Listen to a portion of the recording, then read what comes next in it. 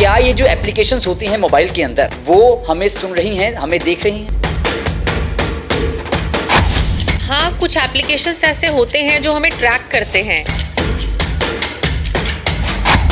क्या हमारा डाटा, हमारी प्राइवेसी भी खतरे में आती है? क्या फ़ोन वाकई हैक हो सकते हैं? बिल्कुल फ़ोन हैक हो सकते हैं।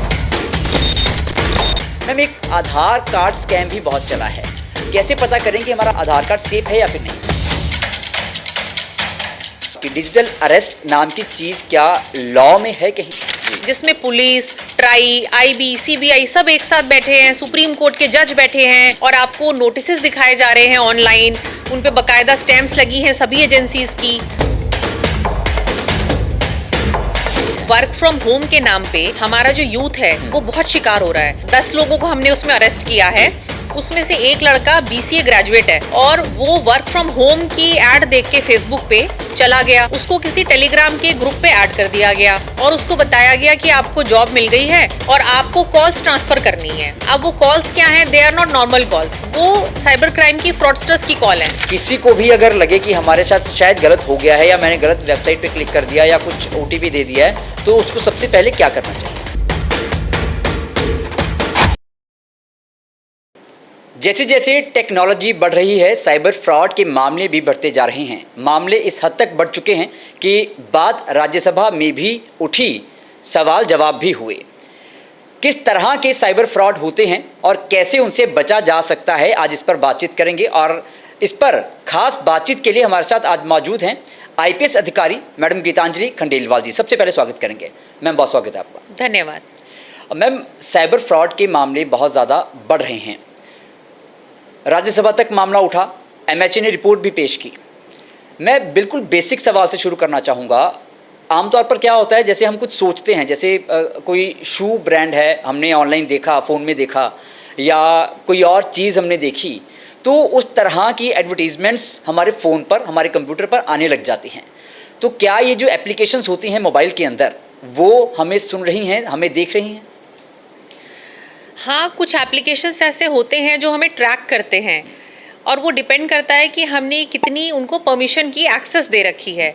हमारी लोकेशन, हमारे कॉन्टैक्ट्स, हमारी ब्राउजिंग हिस्ट्री, हमारे मैसेजेस, हमारा माइक, हमने उनको क्या क्या एक्सेस दी है उस पर डिपेंड करता है। तो इसलिए हमें थोड़ा कॉन्शियस रहना चाहिए कि हम किस ऐप को कितना यूज़ करते हैं और हम क्या क्या परमिशंस दे रहे हैं। मैम, अगर इससे बचना हो तो सिर्फ परमिशंस, क्योंकि अगर परमिशन हम नहीं देंगे तो ऐप आगे बढ़ती नहीं है। आजकल सिस्टम ऐसा बना है एप्लीकेशंस का, तो किस तरह से इसको अवॉइड किया जा सकता है? कुछ ऐप्स ऐसे होते हैं जिसमें हम बिना पढ़े ना ऑल एक्सेस दे देते हैं जी। हमें शायद उसमें हर चीज़ की एक्सेस देने की ज़रूरत नहीं है, माइक की एक्सेस देने की ज़रूरत नहीं है, लोकेशन की नहीं है। तो वो हमें थोड़ा सा कॉन्शियस रहना चाहिए जी। और सेटिंग्स में जाके हमें चेक कर लेना चाहिए बीच बीच में कि क्या क्या ऐप्स हमने डाउनलोड करे हैं और हमने क्या क्या एक्सेस उनको दिया हुआ है। जी। और तीसरी बात, जो ट्रस्टेड ऐप्स हैं उन्हीं को डाउनलोड करें, जैसे गूगल प्ले स्टोर से या अदरवाइज जो थोड़े फेक ऐप्स कई बार अवेलेबल होते हैं उनको अवॉइड करें। मगर थर्ड पार्टी ऐप्स अवॉइड किया जाए। मैम, एड्स का तो ठीक है, एक तरफ है, पर कई बार क्या होता है कि हमें ये लगता है कि शायद हमारा डाटा जो है वो सिक्योर नहीं है। हमें भी कई बार ऐसा लगता है क्योंकि एक्सेस हम इतना दे देते हैं। तो क्या हमारा डाटा, हमारी प्राइवेसी भी खतरे में आती है ऐसे में? डाटा हमारा तभी नॉर्मली लूज होता है जब हमारा फ़ोन हैक हो जाए। अगर हमारा फ़ोन हैक हो गया है तो उस केस में हमारी सारी पर्सनल इन्फॉर्मेशन किसी के भी हाथ लग सकती है जी। चाहे वो हमारी बैंक डिटेल्स हो या फिर हमारा सोशल मीडिया अकाउंट हो या हमारी कोई पर्सनल बातचीत हो। इनफैक्ट उसमें तो फ्रॉडुलेंट ट्रांजैक्शंस भी हो सकते हैं, हमारा आइडेंटिटी का मिसयूज़ भी हो सकता है। तो वैसे मेरा ये सवाल था ही, आपने कहा जब फ़ोन हैक हो जाए, क्या फ़ोन वाकई हैक हो सकते हैं? बिल्कुल फ़ोन हैक हो सकते हैं। कई बार हम ऐसे लिंक्स को क्लिक कर देते हैं जो फ्रॉडस्टर्स ने क्रिएट करे होते हैं, उसको लिंक करने से आप किसी वेबसाइट पर पहुंच जाते हैं जो कि फिशिंग वेबसाइट है और उससे फिर आपका पूरा फ़ोन का जो डेटा है वो कैप्चर हो जाता है। फ़ोन हैक ना हो उसके लिए हमें क्या करना चाहिए? सबसे पहली चीज़ तो कुछ भी अननोन है अगर आपके मोबाइल में आ रहा है तो उसको एकदम से क्लिक ना करें। प्रधानमंत्री जी ने भी अपनी मन की बात में इसका जिक्र किया था कि आप रुकें, सोचें और फिर रिएक्ट करें। तो कुछ भी आता है फ़ोन पे तो झट से उसको नहीं कि फटाफट खोला और देख लिया जी। तो उसको देख के, सोच के फिर एक्शन लें। अननोन लिंक्स पे ना जाएं, अननेसेसरी अननोन ऐप्स डाउनलोड ना करें और अपना फ़ोन का जो पासवर्ड है उसको थोड़ा सिक्योर रखें, जी स्ट्रॉन्ग पासवर्ड रखें, जी फिंगरप्रिंट वेरिफिकेशन रख सकते हैं। तो इन सब चीज़ों का ध्यान रखना चाहिए। और व्हाट्सएप पे कई बार देखा गया मैम, ऑटो डाउनलोड वाला ऑप्शन कई लोग ऑन करते हैं, तो वो भी खतरे का वो निशान बिल्कुल है। खतरे का निशान है। ऑटो डाउनलोड नहीं करना चाहिए, क्योंकि कई बार ऐसी फेक वीडियोस और लिंक्स आ जाते हैं जिनको डाउनलोड करने से आपका फोन हैक हो जाता है, जैसे आपका डेटा थेफ्ट हो जाता जैसे है। एपीके फाइल्स का भी बहुत बिल्कुल ट्रेंड चला है फ्रॉड का। बिल्कुल। एंड्रॉयड ऐप जो लिंक्स हैं वो बहुत ज़्यादा ट्रेंड में हैं आजकल। कोई भी क्रिएट करता है और उसको डाउनलोड करने से डेटा थेफ्ट हो जाता है। मतलब आपके फ़ोन में अगर ऑटो डाउनलोड का ऑप्शन व्हाट्सएप पे ऑन है तो उसको सेटिंग्स में जाकर आप ऑफ करिए। ऐसा करने से आपका फ़ोन हैक होने से बच सकता है, क्योंकि वो कहते हैं prevention is better than cure. अगर हम पहले ही एहतियात बरतेंगे तो शायद हमारा फ़ोन हैक ना हो। मैम, एक आधार कार्ड स्कैम भी बहुत चला है, कैसे पता करें कि हमारा आधार कार्ड सेफ़ है या फिर नहीं? जो UIDAI की साइट है जी। उस पे जाकर अपने आधार में एक ऑप्शन होता है बायोमेट्रिक्स को लॉक करने का। जी तो एक तो आप उस ऑप्शन को ऑन रखें, उससे आपका डेटा थेफ्ट नहीं होगा आधार का। जब आपको एक्सेस करना है तो आप उसको अनलॉक करें, जी। आपको OTP आएगा, आप उसे यूज करें, अगेन लॉक करें। तो दिस इज वेरी इंपॉर्टेंट, जो नॉर्मली हम बिल्कुल नहीं करते हैं। दूसरा, आपकी आधार की ऑथेंटिकेशन हिस्ट्री होती है, जी। उसको बीच बीच में चेक करते रहें, क्योंकि जब आप ऑथराइज करते हैं उसका यूसेज तो आपको पासवर्ड आता है या तो आपको OTP आता है। तो अगर वो नहीं, आपने एक्सेस नहीं करा है और अननेसेसरी उसमें अगर एंट्रीज हैं तो then it is a matter to be reported. और मैम, आजकल व्हाट्सएप के ज़रिए धमकियां मिलना या फिर आप कह सकते हैं हनी ट्रैप के मामले बहुत ज़्यादा सामने आ रहे हैं, और डिजिटल अरेस्ट के भी मामले बहुत ज़्यादा सामने आ रहे हैं। तो ऐसे केसों में अगर कोई व्हाट्सएप पे हमें धमकी देता है या ऐसे कहता है कि हमारे पास तुम्हारी न्यूड फोटोग्राफ्स पड़ी हैं, तो ऐसे मामले में कोई भी क्या करे? क्योंकि सबसे पहले तो आदमी घबरा जाता है, भी ये कौन है, कैसे है, ये ऐसा कैसे हो सकता है? बिल्कुल। तो सबसे पहली बात तो घबराएं नहीं, उसकी बात सुन के पहले शांत रहे, लंबी सांस लें और उसको बता दें कि ऐसा कुछ नहीं है, और कुछ होगा तो मतलब आप फ़ोन काट दें, उसको एंटरटेन ही ना करें। और व्हाट्सएप पे अगर आप बता रहे हैं इस तरह के कॉल आते हैं तो उसमें एक फैसिलिटी है, आप जाकर ब्लॉक कर सकते हैं, व्हाट्सएप को रिपोर्ट कर सकते हैं। दूसरी बात, आप पुलिस को रिपोर्ट करें इमीडिएटली, वो नंबर दे और पुलिस उस पर कार्रवाई करेगी। उस नंबर को ढूंढ सकते हैं, वो कहाँ से चल रहा है, उस इंडिविजुअल को आइडेंटिफाई किया जा सकता है। जी मैम, डिजिटल अरेस्ट की मैंने बात की, डिजिटल अरेस्ट नाम की चीज़ क्या लॉ में है कहीं? डिजिटल अरेस्ट नाम की कोई चीज़ नहीं है लॉ में, और ये लोगों को बेवकूफ़ बनाया जा रहा है। पीछे चंडीगढ़ में भी डिजिटल अरेस्ट के नाम के बहुत केसेस हुए हैं, जिसमें मैं बोलूँ तो स्पेशली सीनियर सिटीजन्स को टारगेट किया जा रहा है, और ऐसे सीनियर सिटीजन जो अकेले रह रहे हैं, जिनके बच्चे पास नहीं हैं, तो उनको कॉल आता है और उनको बोलते हैं कि आपका अकाउंट जो है वो किसी गलत अकाउंट के साथ कनेक्टेड पाया गया है, और आपका हवाला का अकाउंट के साथ कनेक्टेड है। किसी का नाम लेते हैं जो इस चीज़ में है, और ना बोलने से वो कुछ बच्चों को भी डराते हैं, आपका बच्चा फलाना वहाँ पर है, उसका परेशानी हो जाएगी, उसका सब ब्लॉक हो जाएगा। तो पेरेंट्स घबरा जाते हैं, स्पेशली सीनियर सिटीजन्स, और उनको साइकोलॉजिकली इतना एग्जॉस्ट कर देते हैं वो कि वो मजबूर हो जाते हैं उनकी बात को सच मानने में, और उनको बोलते हैं, फिर यूनिफॉर्म पहन के पुलिस ऑफिशियल बन के वीडियो कॉल करते हैं। कई बार CBI के ऑफिशियल्स बनते हैं, पीछे आप देखेंगे तो पूरा सेटअप ऐसे लगता है कि ये कोर्ट रूम है, सुप्रीम कोर्ट का सेटअप बना देते हैं, पुलिस स्टेशन का बना देते हैं, CBI का दफ्तर बन जाता है, और उसमें लगातार वीडियो कॉल पे बात करते हैं बुजुर्ग लोगों के साथ, और उनको बोलते हैं कि अगर आप इतना अमाउंट इस अकाउंट में डाल देंगे तो वो आपका सेफ रहेगा और आप इस चीज़ से बरी हो जाएंगे। तो ऐसे करके धीरे धीरे over a period of number of days it goes on, and then उनकी जितनी सेविंग्स होती हैं सब तुड़वा के, म्यूचुअल फंड्स क्या, गोल्ड लोन क्या, सब खत्म करा देते हैं और सारा पैसा ट्रांजैक्शन करवा देते हैं।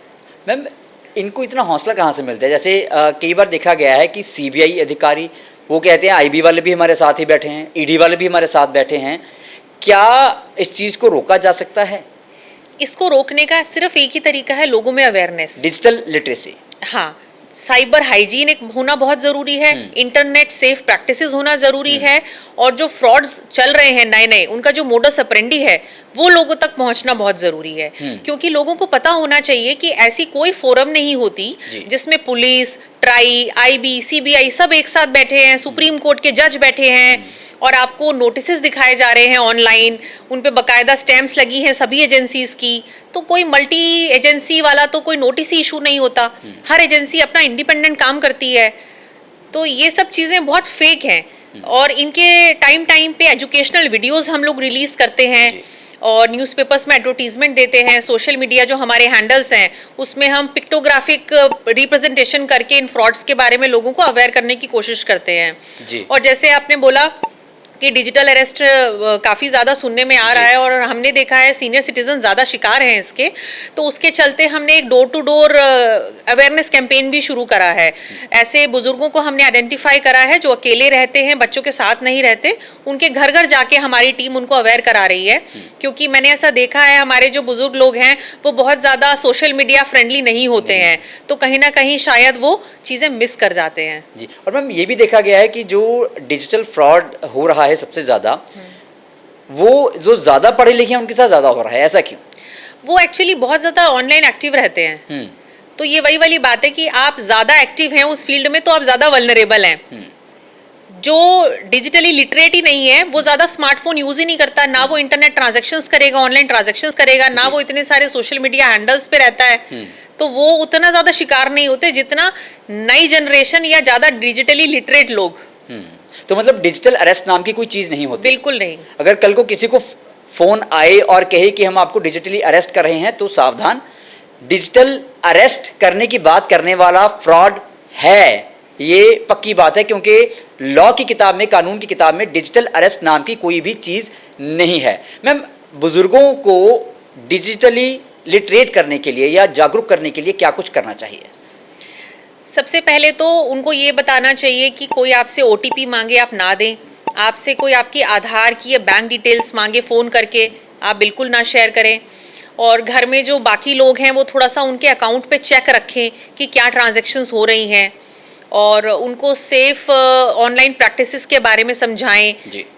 तो इन सब चीज़ों को करने से, और नए नए मोडस ऑपरेंडी के बारे में भी अवेयर रखें जी, तो उससे मुझे लगता है बचाव हो सकता है। जी। और मैम, एक ऑनलाइन बॉक्स स्कैम भी है, कुछ ऑर्डर कहीं और करते हैं और किसी और वेबसाइट से हमें फ़ोन आते हैं, तो उससे कैसे उन तक ये डाटा पहुंचता कैसे है?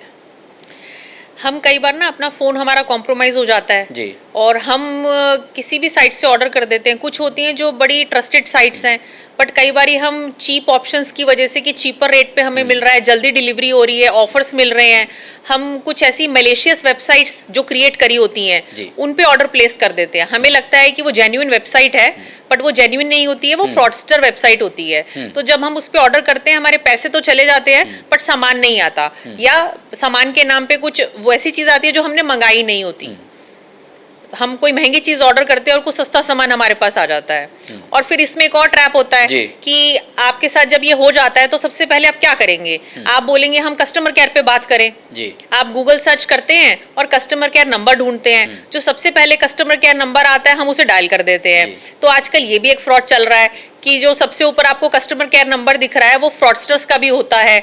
ऐसे भी केसेस सामने आए हैं। तो मतलब वो अपनी वेबसाइट को इतना एसईओ इतना अच्छा करवाते हैं कि सर्च में सबसे पहले उनका आता है नंबर। हाँ, तो इसीलिए जब आपको कभी कस्टमर केयर नंबर ढूंढना है तो बकायदा आप ऑफिशियल साइट पे जाएं और वहां से कॉन्टैक्ट अस में जाके नंबर निकालें, बजाय कि गूगल करके जो पहला आपको कस्टमर केयर दिख रहा है उस पर आप कॉल करें।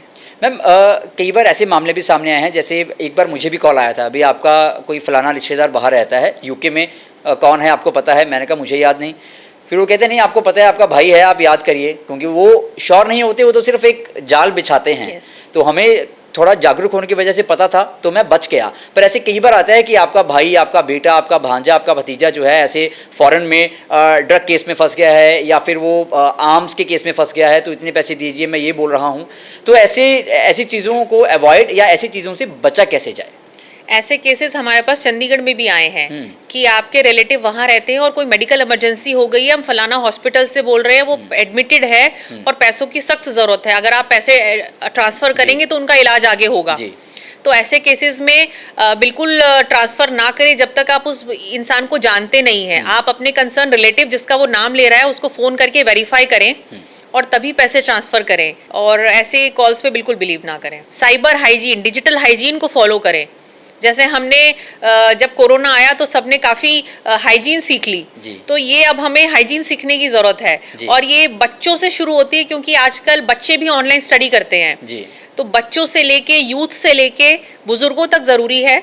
और सबसे ज़्यादा मैं बोलूँगी कि यूथ और विमेन हमारी वल्नरेबल हैं इसमें। जी मैम, लेकिन आजकल तो लड़के भी बहुत शिकार हो रहे हैं हनी ट्रैप का। बिल्कुल हो रहे हैं, बिल्कुल हो रहे हैं।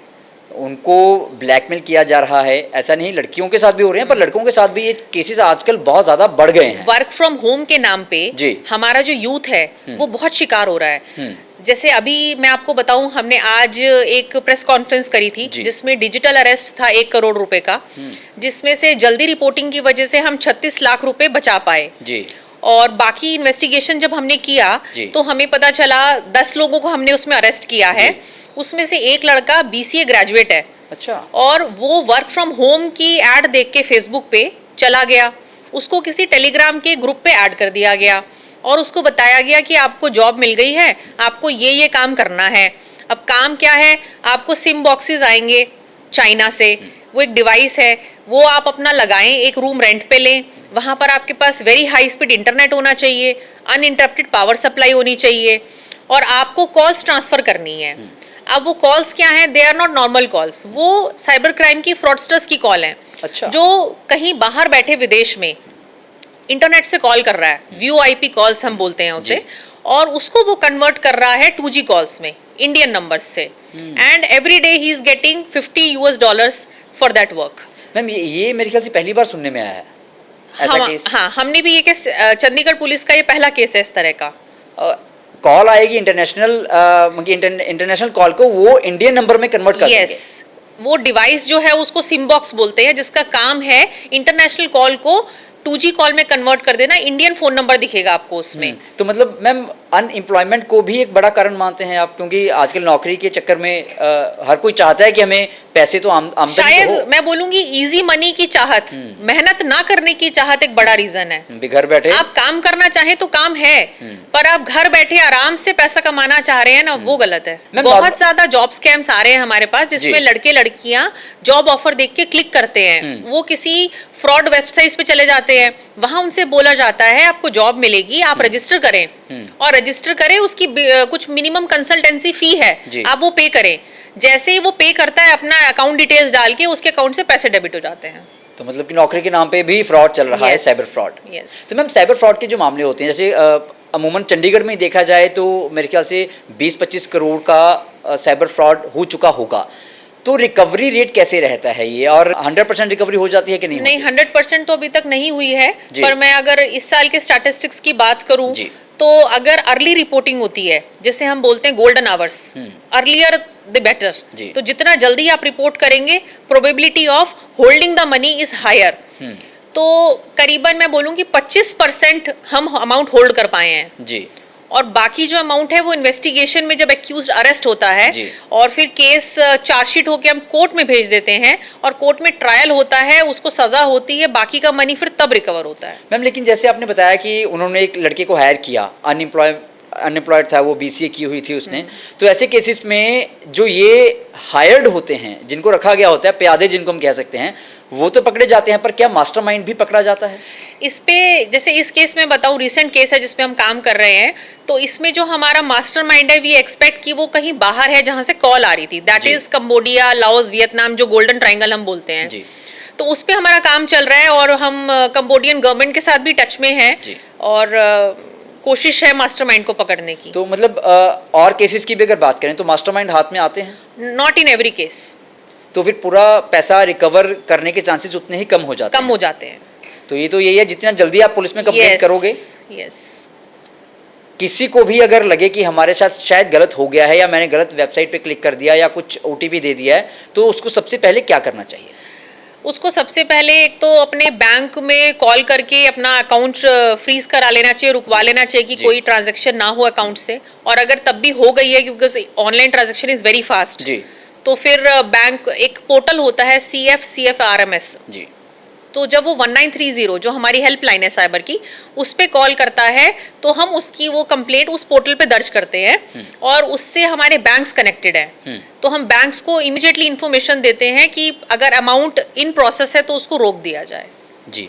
और फर्दर उसका अकाउंट, डेबिट कार्ड और क्रेडिट कार्ड अगर कुछ है तो उसको ब्लॉक कर दिया जाए। जी मैम, फ़ोन चोरी होने के मामले कई बार सामने आते हैं, पर फ़ोन चोरी होना एक तरफ, उस फ़ोन के अंदर जो डाटा है सबसे ज़्यादा नुकसान वो देता है, क्योंकि बहुत से ऐसे लोग हैं जिन्होंने अपनी बैंक डिटेल्स फ़ोन में रखी होती हैं और गूगल पे पासवर्ड्स भी सेव होते हैं। तो अगर फ़ोन चोरी हो जाए, चोरी होने से पहले क्या करना चाहिए और चोरी होने के बाद क्या करना चाहिए? फ़ोन में एक तो आप स्ट्रॉन्ग पासवर्ड रखें, जी फिंगरप्रिंट वाला पासवर्ड रखें, जी और ऐप्स ऐसे डाउनलोड ना करें जो मैंने बताया, ट्रस्टेड ऐप्स ही डाउनलोड करें जी जिनसे आपका खतरा ना रहे डेटा हैक होने का। जी और अगर फ़ोन चोरी हो जाता है तो सबसे पहले तो आप अपना IMEI पुलिस में कंप्लेंट करें, जी। फिर आपका IMEI ब्लॉक कराएं, आपका सिम ब्लॉक कराएं, जी आपके जितने UPI वगैरह हैं उन सबसे आप लॉग आउट करें, जी और आपका गूगल पे या एप्पल ID जो बना होता है उसको रिमोटली क्लोज कराएं। जी। तो इससे आपका डेटा बच सकता है। डेटा- और फ़ोन चोरी होने से पहले आप थोड़ा बैकअप भी लेके रखें अपने और आजकल तो ऑप्शन आता है फाइंड माई डिवाइस वाला भी। एग्जैक्टली, फाइंड माई डिवाइस को आप ऑन करके रखें। हमारे साथ बात करने के लिए बहुत बहुत धन्यवाद मैम। थैंक यू, नमस्कार। कुछ बातें जो मैम ने बताई हैं वो नोट करने वाली हैं और शेयर करने वाली हैं, जैसे अनवांटेड कोई कॉल्स आए उनको इग्नोर करिए, नंबर ब्लॉक कीजिए। अनवांटेड मैसेजेस जो हैं, अननोन मैसेजेस, उन पर क्लिक ना कीजिए। अननोन टेक्स्ट पे क्लिक ना कीजिए। व्हाट्सएप पे आप अपने ऑटो डाउनलोड वाले ऑप्शन को ऑफ रखिए। ये कुछ ऐसे एहतियात हैं जिनको बरतने से आप साइबर फ्रॉड या साइबर ठगी होने से रोक सकते हैं।